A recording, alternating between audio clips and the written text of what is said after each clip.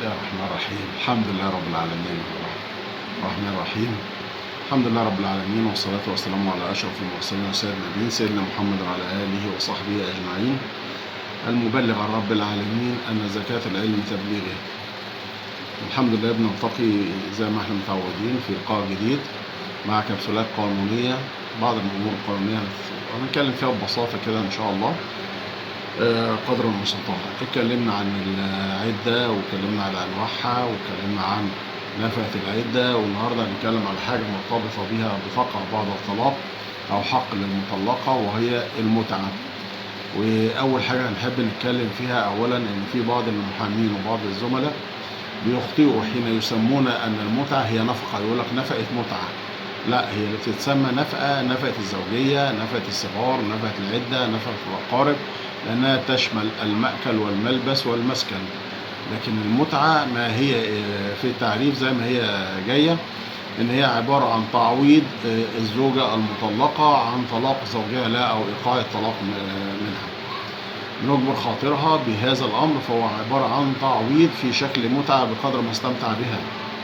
طيب، يبقى ما ينفعش أولا أقول عليها نفقة متعة زي ما بعض الناس بتقول، لكن أقول نفقة عدة ماشي، أقول نفقة العدة والمتعة التحاقا بها، لكن هي مش نفقة. أقول عليها طلب متعة ماشي. ده أول حاجة إحنا هنتكلم فيها. طيب، إيه المتعة؟ قررت عندنا في القانون بموجب المادة 18 مقرر من المرسوم بقانون رقم 25 لسنة 1929 المضاف للقانون رقم 100 لسنة 1985، وده اللي نصت في المادة حين قالت أن للزوجة المدخول بها في زواج صحيح إذا طلقها زوجها دون رضاها ولا بسبب منها تستحق فوق نفقة العدة متعة تقدر بنفقة 2 على الأقل، وبمراعاة حال المطلق يسارا وعسرا وظروف الطلاق ومدة الزوجية، ويجوز أن يرخص للمطلق في سداد هذه المتعة على أقساط. طيب، المادة دي أضافت لنا حاجات كتير، وضحت حاجات كتير. أول هذه الأشياء احنا اتكلمنا لما جينا اتكلمنا في نفقة العدة مثلا، قلنا إن دي للزوجة المدخول بيها اللي بتعتد من نفقة زوجة بتعتد للطلاق أو للوفاة. وقلنا إن احنا ليه بنقول للطلاق أو الوفاة؟ لأن الغير مدخول بها ليس لها عدة، وبالتالي ما بتستحقش نفقة عدة. لكن قلنا إن الغير مدخول بها إذا طلقت وتوفي جوزها أثناء ما هي في العدة، أو إذا توفى زوجها، ففي هذه الحالة ليس لها عدة ولكن لها نفقة عدة، وبتحتسب ساعتها عدتها عدة متوفي مش عدة مطلقة. عشان كده لما جه يتكلم على المتعة هنا اتكلم على شروط مهمة جدا عشان يبقى فيه نفقة متعة، أو مش نفقة، عشان يبقى فيه طلب متعة يصرف للمطلق. وده بيبقى مصداقا لآيتين في كتاب الله سبحانه وتعالى. الآية الأولى قول الله سبحانه وتعالى: وللمطلقات متاعا بالمعروف حقا على المحسنين. وكذلك قوله سبحانه وتعالى: ولا جناح عليكم إن طلقتم النساء ما لم تمسوهن أن تفرضوا لهن فريضة ومتعوهن على الموسع قدره وعلى المقتر قدره متاعا بالمعروف حقا على المحسنين. ده اللي جه في كتاب ربنا، وده اللي تاخد بيه الشرع. يبقى المطلقة إذا طلقت بعد الدخول بها، يعني ايه؟ نقف عند النقطة دي حلوة قوي. إذا طلقت بعد الدخول بها، يعني لو طلقت قبل الدخول بها ليس لها نفقة متعة. طيب، نكمل بقية النص القانوني. إن هذه النفقة للزوجة المدخول بها في زواج صحيح إذا طلقها زوجها دون رضاها أو بسبب منها، يعني لو كان هذا الطلاق برضاها أو بسبب يعود إليها، في هذه الحالة لا تستحق نفقة متعة، أو يتم إنزال قيمة المتعة بقدر تسببها أو ارتكان الطلاق إلى السبب من أسبابه إليها، أو إلى جزء من رغبتها في هذا الطلاق وسعيها إليه. يبقى احنا كده قلنا تقريبا الأسباب أن يكون الزوجة مدخول بها، أن يتم الطلاق دون رضاها ودون سبب يعود إليها. في هذه الحالة تستحق هذه المرأة طلب متعة أو أن يصرف لها متعة. طيب، المتعة دي أنا بصرفها ليها ليه؟ لأكثر من سبب. أول حاجة جبرا لخاطرها، ثانيا تعويضا لها عن انطلاق ليس برضاها وليس بسبب منها، لأن هي لما جت تتجوز سيادتك اتجوزتها برضاها وعرض عليها الأمر ووافقت، لكن لما تيجي تطلقها ما تطلقهاش بالإرادة المنفردة وتقول أنا هسيبها وخلاص في أي وقت، فده يعتبر جبرا لخاطرها وتعويضا لها عن هذا الضرر. كذلك تبرئة لها أمام الناس، عشان ما حدش يقول طلقها عشان سبب من عندها او اصل هي كانت سيئه في كذا او ما دام دفع لها المتعه ديت وعوضها عن هذا الطلاق اللي جه بسببه هو او جه من طرف الزوج فقط، يبقى بالتالي ليس هناك شائبه في هذه الزوجه ان هي تتزوج مره واثنين وثلاثه، لان السبب لا يعود اليها ولم تطلق برضاها او برغبه منها. طيب شروط نفقة المتعة دي ايه؟ اولا ان يكون الزوجة مدخول بها، زي ما احنا قلنا الشرط الاولاني ان يكون الزوجة تم الدخول بها في زواج صحيح، فالزوجة غير المدخول بها ليس لها متعة، والزوجة المدخول بها في زواج غير صحيح زواج فاسد ده برضو ليس لها متعة. تاني حاجة ان يقع الطلاق بين الزوجين ايا كان نوعه، سواء كان رجعيا او بائنا، يعني لو تم الطلاق سواء كان راجعي أو بائن، بينونة صغرى أو بينونة كبرى، في كل تلك الحالات بيتم هذا الطلاق دون رضاء الزوجة، وبالتالي بيكون لها الحق في أنها تطالب بطلب التعويض أو طلب المتعة. ثالث شرط أن يقع هذا الطلاق بغير رضاء صريح أو ضمنيا من الزوجة. عشان كده بنقول دايما لما يجي بعض الناس يقول لنا أنا اتفقت أنا وزوجتي على الطلاق، نقول له مفيش مشكلة ما دام مفيش حل لاستمرار الحياة الزوجية أو في إمكانية لاستمرار الحياة الزوجية، يبقى خلاص خلي زوجتك تحضر معاك إشهاد الطلاق، لأن حضور الزوجة وتوقيعها على ورقة الطلاق وحضورها هذا المجلس يعد رضاء منها صريحا. كذلك الرضاء الضمني ان هي تحضر بقى ما توقعش بس تبقى ثابت حضورها، ثابت بشهادة الشهود او باي قرائن ان هي راضية او راغبة في هذا الطلاق، في هذه الحالة يسقط عنها المتعة او طلب المتعة.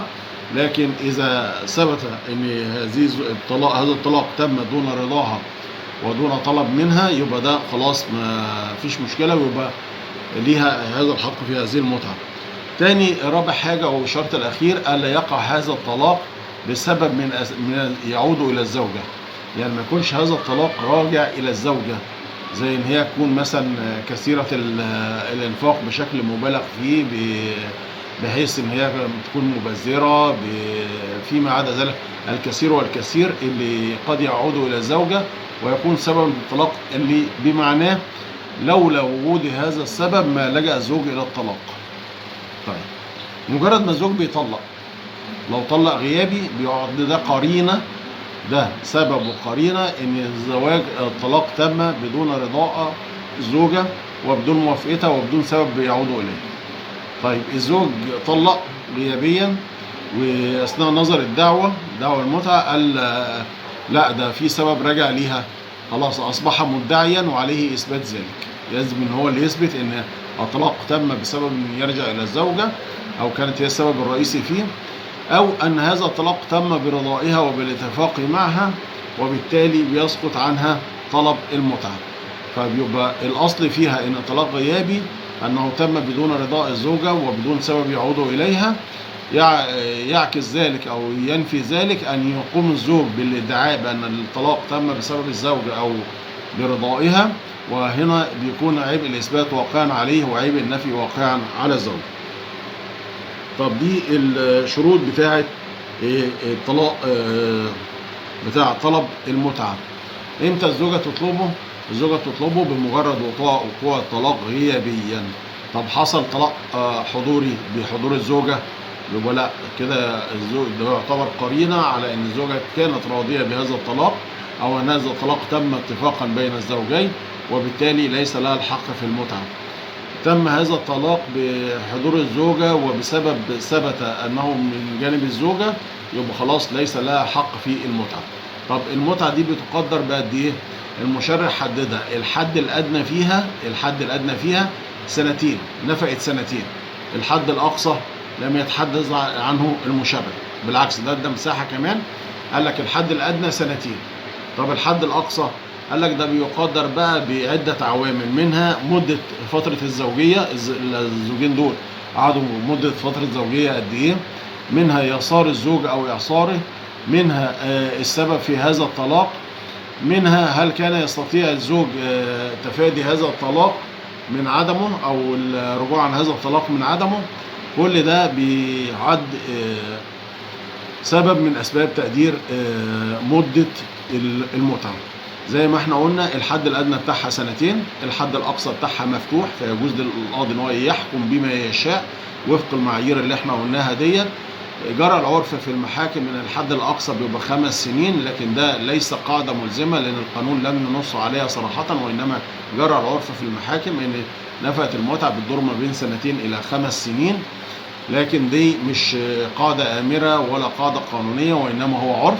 الحد الأدنى المتفق عليه الذي لا يجوز بأي حال من الأحوال أن يدور عنه 2. يعني إيه؟ يعني لو الزوجة تزوجت وطلقت غيابيا بعدها بشهر، بعد زواجها بشهر، استحقت نفقة متعة مدة 2 حد أدنى. لو قعدت أسبوع واحد ثم طلقت غيابيا وليس برضاها ولا بسبب يعود إليها، تستحق نفقة متعة مقدار 2. بتتحسب إزاي؟